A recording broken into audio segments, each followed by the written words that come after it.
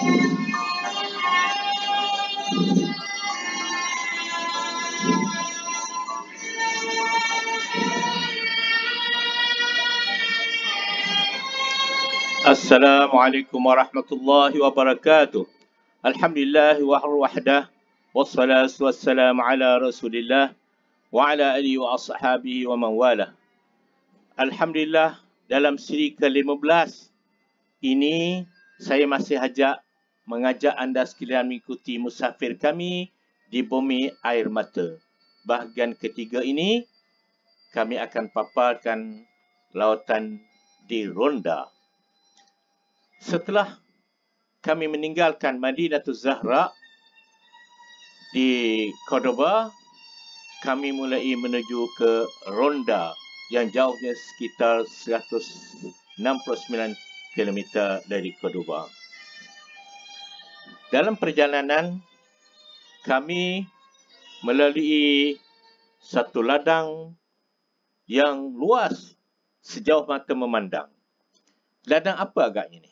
Mungkin anda sudah dapat mengagak. Buahnya kuning-kuning.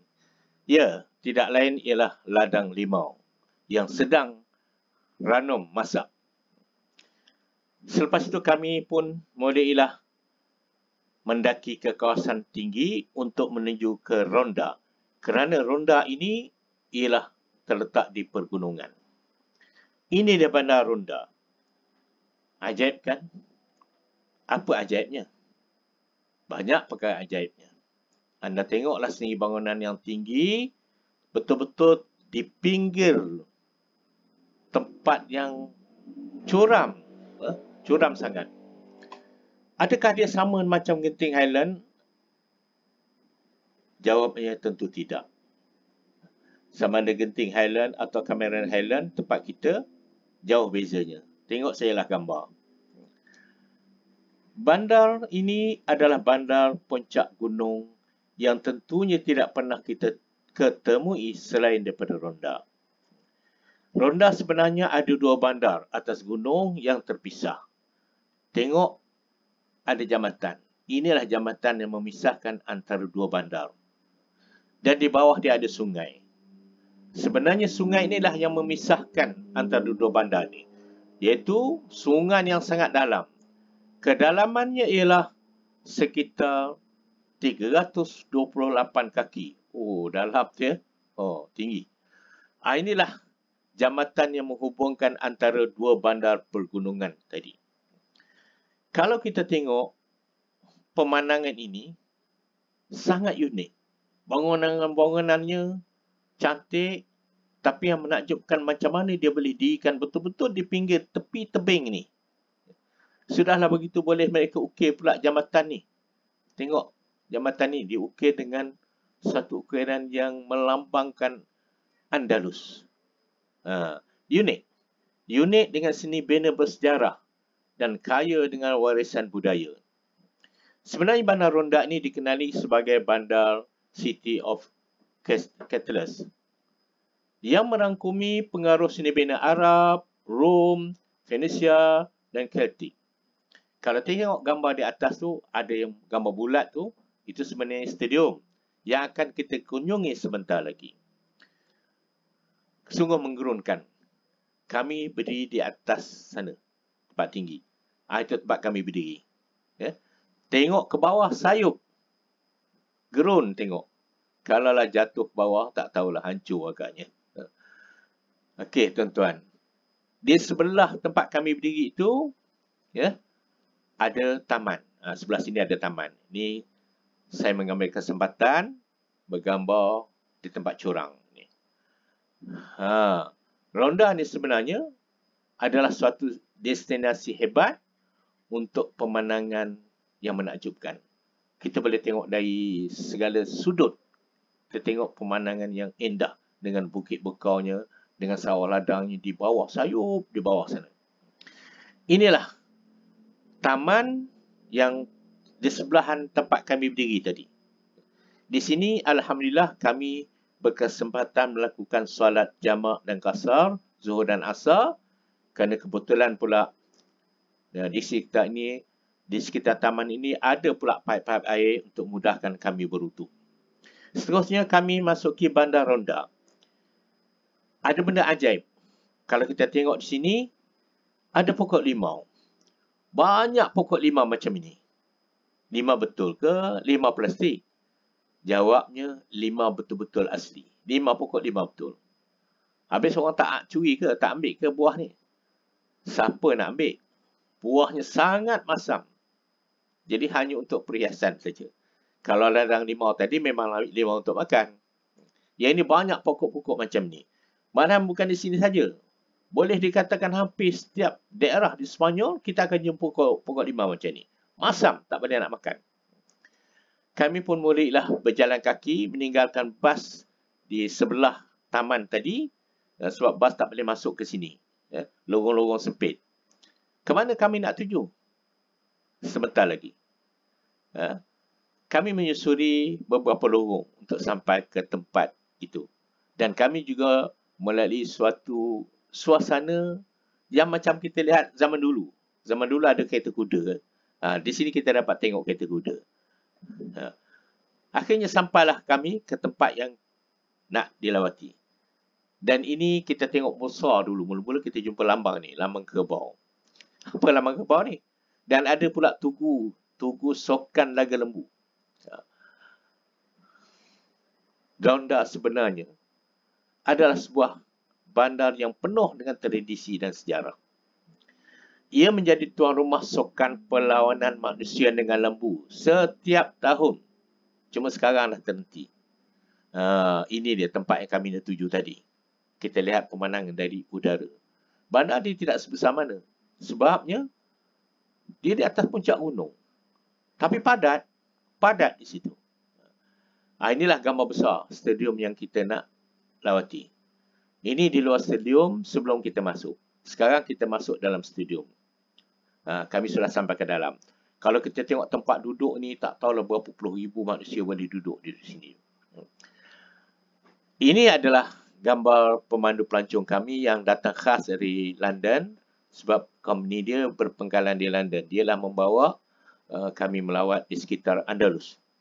Lihat sebentar.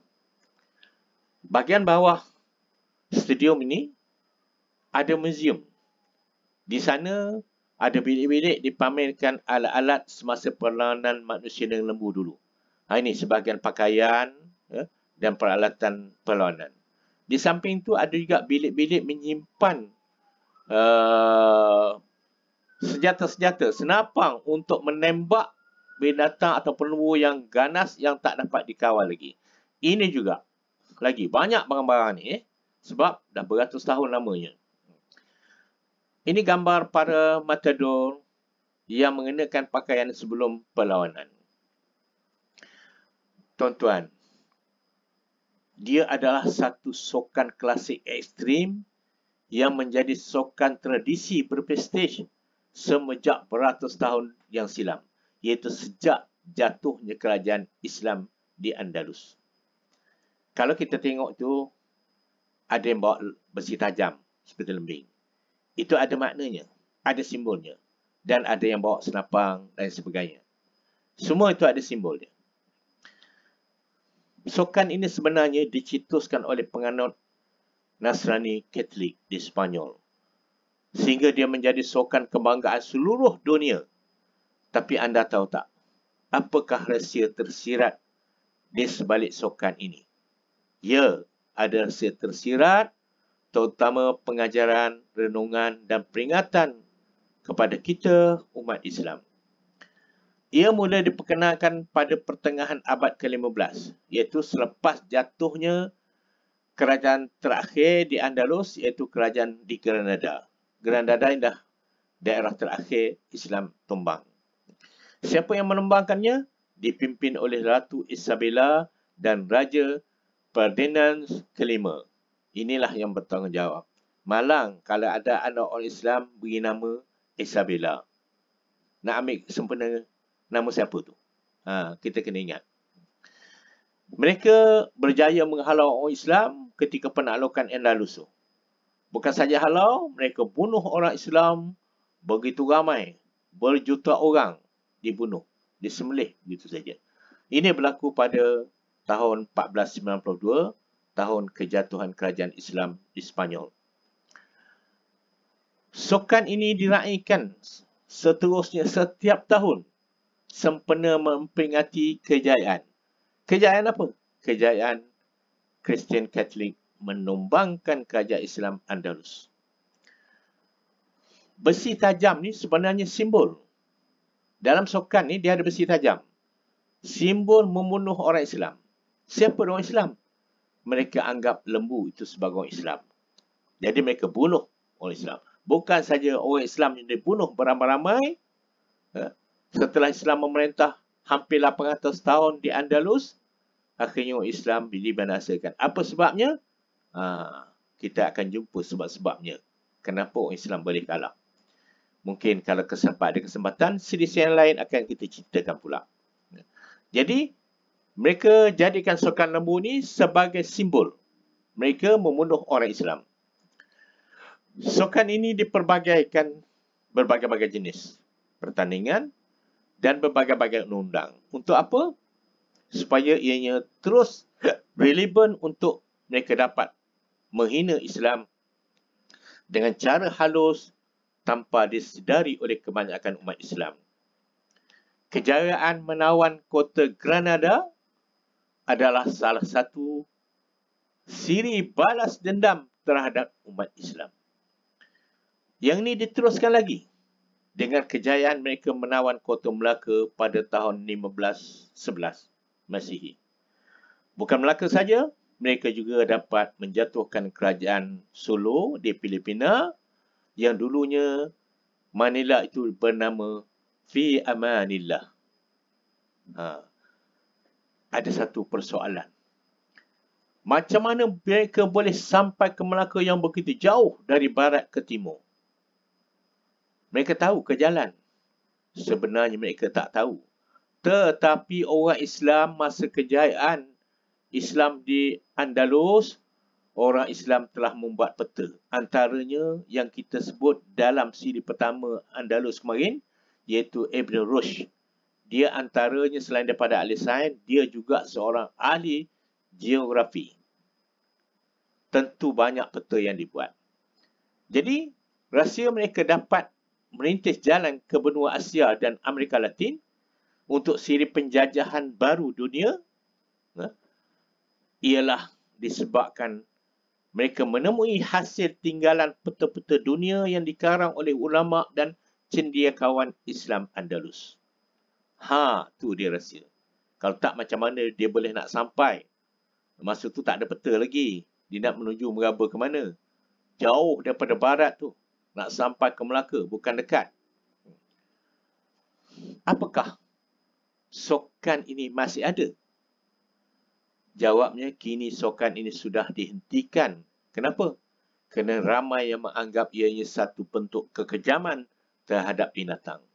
Tapi bagaimanapun masih ramai juga yang menganggap ianya sukan simbol kebanggaan negara. Inilah simbol kebanggaan mereka menjatuhkan Islam. Itu dia. Selepas telah puas kami meninjau di dalam, kami pun mula keluar dari stadium yang sungguh menyayat hati kita. Ingat tuan-tuan, bila kita tengok, baca, ketahui sejarah-sejarah macam ni, kena ingat ayat 120 surah Al-Baqarah. وَلَنْ تَرْضَى عَنْكَ الْيَهُودُ وَلَا النَّصَارَى حَتَّى تَتَّبِعَ مِلَّتَهُمْ. Sadaqallahul Azim. Tuan-tuan bacalah sendiri terjemahannya, buka Quran, insya-Allah. Seterusnya, kami pun nak bersurai. Sudah keluar dari stadium, menjadi suatu kenangan sejarah kepada kami. Dan Alhamdulillah, sebelum menyambung perjalanan menuju ke Malaga, kami berdoa dulu sebelum naik ke bas. Wallahu a'lam bisawab. Sila tolong subscribe dan sharekan seberapa ramai untuk menjadi pengetahuan dan pengajaran kita umat Islam. Assalamualaikum warahmatullahi wabarakatuh.